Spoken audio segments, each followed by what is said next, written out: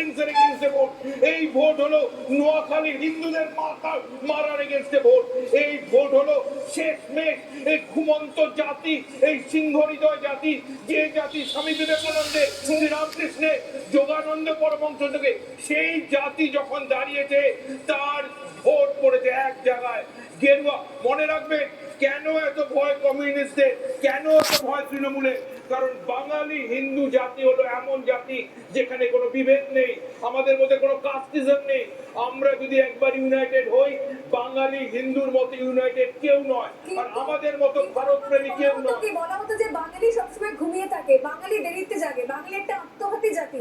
আজকে বাঙালি প্রমাণ করে দিল যে তারা পিছিয়ে থাকতে চায় না, তারা ভিটে ছাড়তে চায় না, সেকেন্ড টাইম তারা উদ্বাস্ত হতে চায় না। সোনালি ময়ূক, একটা কথা আমায় বলতে দাও, তোমরা এখানে কলকাতায় দেখছো, মোথাবাড়িতে দেখছো, আমি দেখছি সিলিকন ভ্যালিতে লোকে রাস্তায় গিয়ে বসে আছে, ইংল্যান্ডে, লন্ডনে, মেলবোর্নে, সিডনিতে। আমাদের দ্বিতীয় চিন্তা একজন প্রবাসী বাঙালি আমাদের সাথে এখানে সহকর্মী ছিল মীনাক্ষী, এখন মুম্বাইতে রিপোর্টিং করে।